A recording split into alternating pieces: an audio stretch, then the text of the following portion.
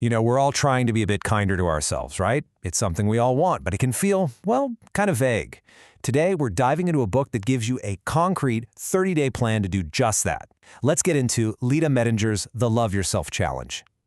Man, is that true or what? Think about it. You could get 100 compliments, but if that little voice in your head whispers, nope, not good enough, well, that's the one you're going to believe. This book really zooms in on that internal chatter, because that's where the real change begins. So you gotta wonder, why does a whole 30-day challenge for self-love even come from? Turns out it wasn't born from some place of ultimate confidence. It actually started with a very real, very human struggle of just not feeling good enough. The author, Lita Mettinger, was basically living under this constant storm cloud of self-doubt. But instead of just putting up with the rain, she decided to build an arc, a really practical, step-by-step plan to fight back and to help other people navigate that same storm. So the book really zeroes in on this as the main problem. It's like having a magnifying glass that's permanently stuck on all your supposed flaws, right? It just makes them seem huge and totally ignores all the good stuff. This challenge is all about learning how to refocus that lens on your strengths and your real worth. Okay, so how do we actually fix this? How do we change that inner voice? The book's approach is actually pretty simple, but it's one of those things that can change everything. It's not about big, dramatic gestures. It's about a small but really powerful shift in how we think about self-care itself. And this book, right here, is basically the roadmap for that journey. It lays out a 30-day plan, but it's not some race to a finish line. It's more like laying one brick of self-acceptance at a time, building a really solid foundation of self-respect that's meant to last. I absolutely love this. I mean, how many of us treat self-care like just another thing on the to-do list, something we should get to?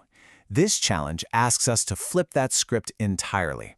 It's not about shoulds, it's about wants. It's about scheduling quality time for the most important relationship you'll ever have, the one with you. All right, so what does this path to self-love actually look like day to day? Well, the book breaks down the 30-day journey into a few key areas, and each one is designed to work on a different part of our relationship with ourselves. So each day you get a new date with yourself, a small, doable step toward feeling better on the inside. And these dates aren't random at all. They're actually grouped into these really smart themes that get to the root of why we're so critical of ourselves. Let's take a look at a couple of them. Okay, this is a big one, isn't it? That nonstop chatter in our brains. The first major theme of the challenge is all about learning how to be the director of that inner monologue, instead of just letting it run the show. Now, what's so cool about these steps is they're not just some fluffy think positive advice. They're real psychological actions.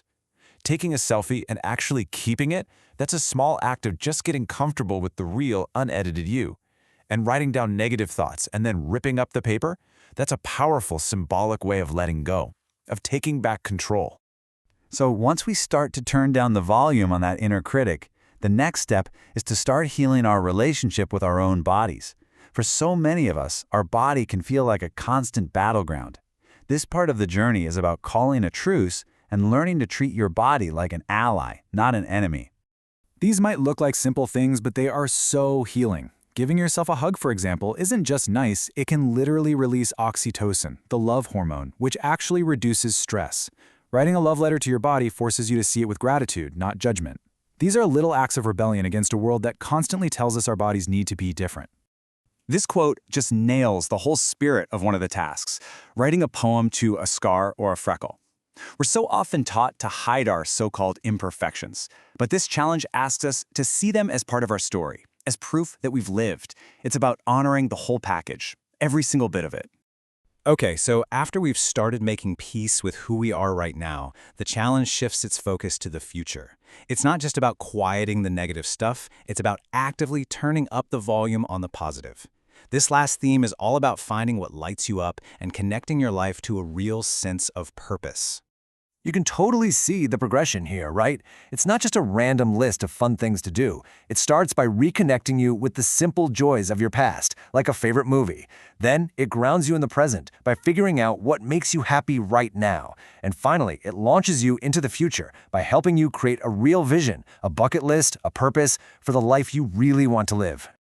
So after 30 days of these intentional dates with yourself, what's the end game? What is all of this actually building toward? Well, it's something way bigger than just feeling a little bit better about yourself. And this, right here, is the key. This whole challenge isn't about being self-absorbed, it's about becoming a more whole, more vibrant person. You know the saying, you can't pour from an empty cup? This is about filling your own cup so you have so much more to give to everyone else. Real self-love is a gift to the world, not just to yourself. And the journey doesn't just end on day 30. The very last task is maybe the most important one, to look back at what really worked for you and create your own personal self-care toolkit. So you're not just finishing a challenge, you're graduating with a custom-built set of tools for life. And that's where we'll leave it. We've gone through the framework of a Love Yourself challenge, but the real change happens when you actually put these ideas into practice. So I'll just leave you with this question. What is just one date with yourself you can schedule this week? It doesn't have to be big, it just has to be for you.